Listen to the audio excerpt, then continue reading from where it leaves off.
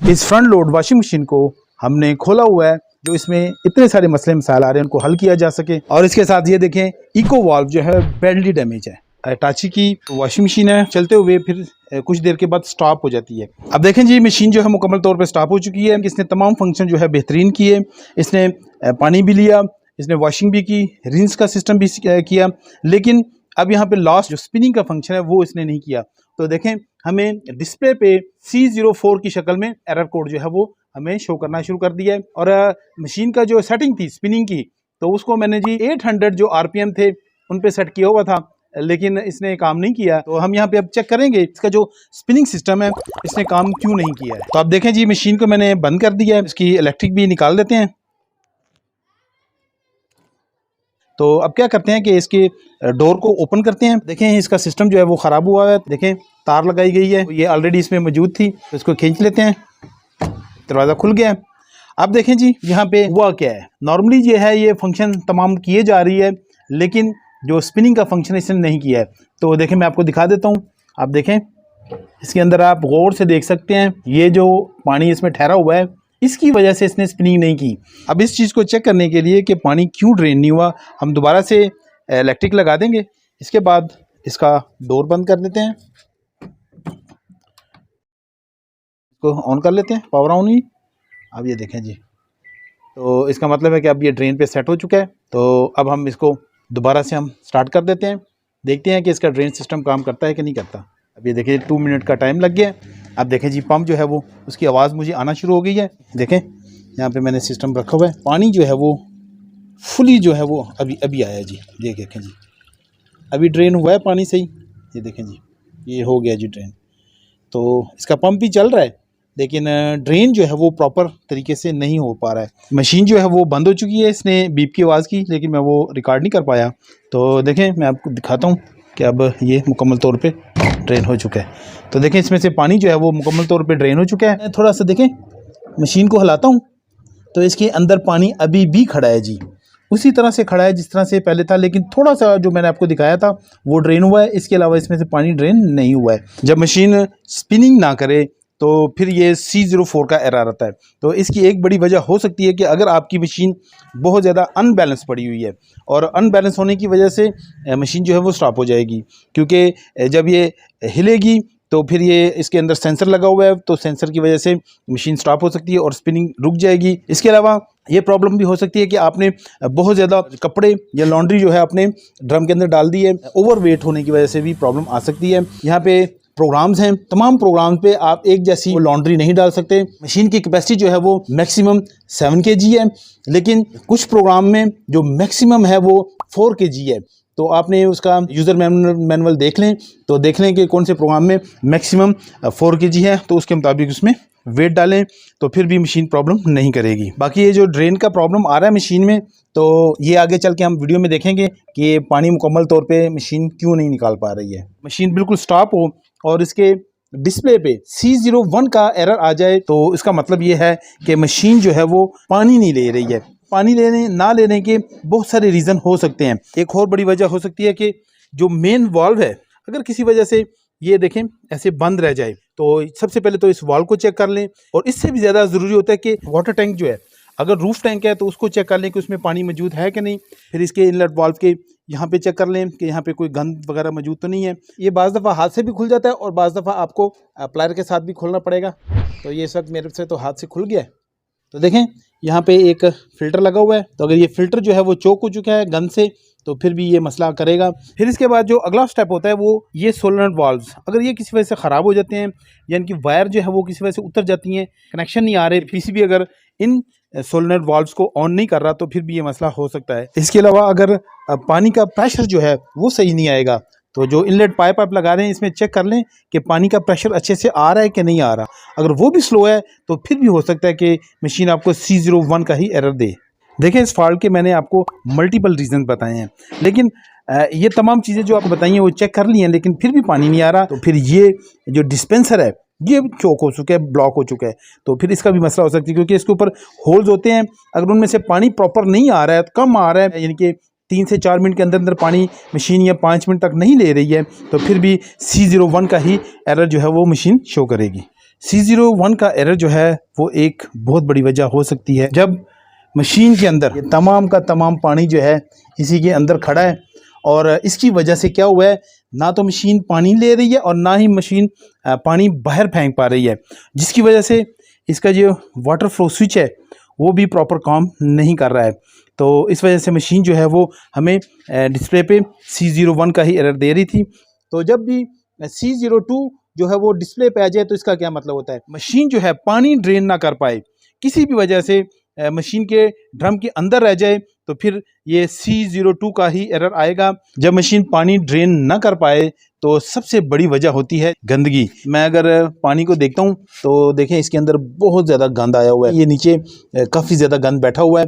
तो इसका मतलब ये है कि अभी भी मशीन के अंदर जो है, और या फिर जो इसका ड्रेन पाइप है बहुत ज़्यादा गंदा है, या इसका ड्रेन पंप गंदा है, और या फिर ड्रम के अंदर ब्लॉकेज है जिसकी वजह से पानी जो है वो अच्छे से ड्रेन नहीं हो रहा है। मशीन में से पानी ड्रेन करने के लिए यहाँ पे ये एक कवर लगा हुआ है, तो इसके अंदर हम इमरजेंसी ड्रेन ट्यूब देखेंगे और इसके अलावा ड्रेन का पूरा सिस्टम है।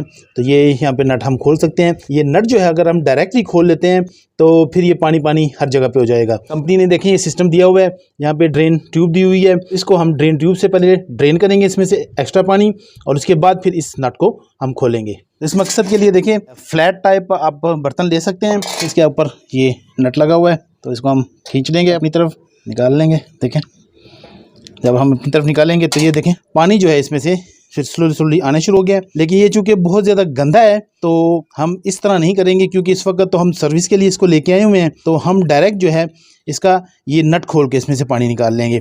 लेकिन आपने अगर घर पे कर रहे हैं तो फिर आपने इसी के ज़रिए करना है, ताकि अगर आपका किचन है, आपका कालीन है, या फिर कोई और मसला है तो आप जो है वो ज़्यादा चीज़ें जो है वो ख़राब ना करें। प्लायर ले लेना है और प्लायर के साथ इसको पकड़ के और फिर इसको खोल लेना है। तो देखें सब खोलेंगे तो ये देखें जी पानी जो है वो बाहर की तरफ आना शुरू हो जाएगा। इसको ये खोल दिया है लेकिन पानी जो है वो ज़्यादा बाहर नहीं आया है, जबकि मैं अगर इसके ड्रम को फिर से हिलाता हूँ मुझे महसूस होता है कि पानी अभी भी इसके अंदर मौजूद है। तो इसका मतलब है कि इसमें और भी फॉल्ट मौजूद है। देखें ड्रेन की सफाई करने के लिए हमने इसका बैक कवर जो है वो खोल लिया है, ये इको वाल लगा हुआ है और ये अटैच है जी ड्रम और ड्रेन पंप के साथ। इसकी सफाई हम करेंगे और अंदर देखेंगे कि ड्रम में भी तो बहुत ज़्यादा गंद मौजूद नहीं है। अब यहाँ पे देखें हमने इसका फ्रंट कवर भी खोल लिया है, क्योंकि जो रबर है ड्रेन की वो यहाँ से नहीं खुल रही थी, तो इसके लिए हमने यहाँ पे इसका कवर खोला फ्रंट, और अब ये आसानी से हम खोल लेंगे सारा कुछ। ड्रेन पंप को खोल दिया हमने। इसी तरह से इसका जो इको वाल्व है वो भी खुल चुका है। तो यहाँ पे देखें बहुत ज़्यादा ये गंदा है, एक तो बॉल जो है वो भी ठीक नहीं है और इसके अंदर भी गंद है। ये जो पाइप है ना इसके अंदर काफ़ी ज़्यादा गंद है, तो इसको साफ़ कर लेंगे। इसके अलावा जो एयर ट्रैप है जो कि वाटर फ्लो स्विच के लिए काम करते हैं, सेंसर के लिए काम करता है, वो भी मुकम्मल तौर पे चोक हुआ है। जब एयर ट्रैप को हम देखते हैं ये बिल्कुल ठीक है, ये देखें ये बिल्कुल सही है, जबकि इसका जो एयर ट्रैप से पहले जो रबर है वो देखें पूरी मुकम्मल तौर पे चोक है। ये वजह बनेगी किसी न किसी फॉल्ट की, और इस तरह से मशीन जो है वो फॉल्ट करती रहेगी। और इसका पाइप जो है वो पहले से देखें रिपेयर शुदा है और इसके अंदर लग रहा है मुझे बहुत ज़्यादा गंद है, तो इस वजह से ये जो है वो मसला कर रहा है। मैं इस इको वाल्व को साफ़ कर रहा था तो इसके ऊपर से देखें ये मैं तमाम टेप उतार चुका हूँ।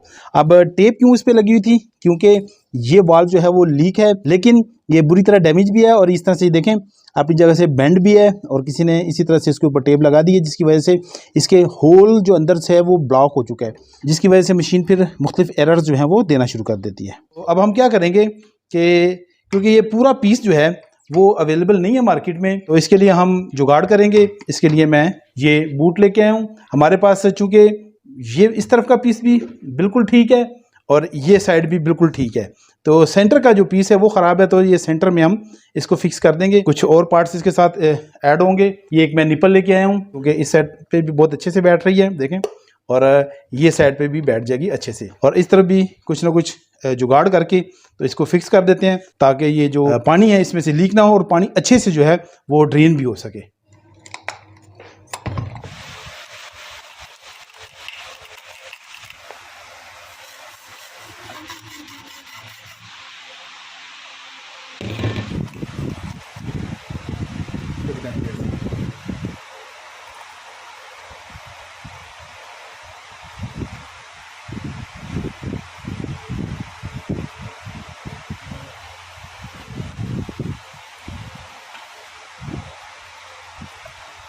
अब ये होल हमने कर दिए, तो अब इसको, इस पीस को हम इसके अंदर डालेंगे।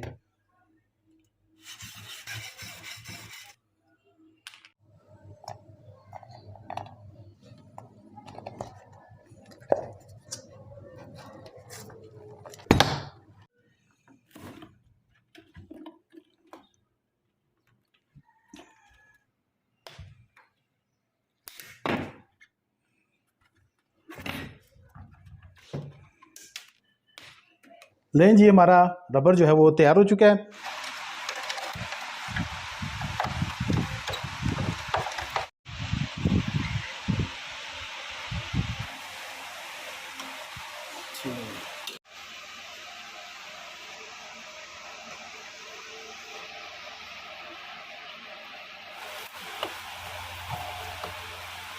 अब मशीन को जो है वो हमने टेस्टिंग पोजीशन पे लगा दी है।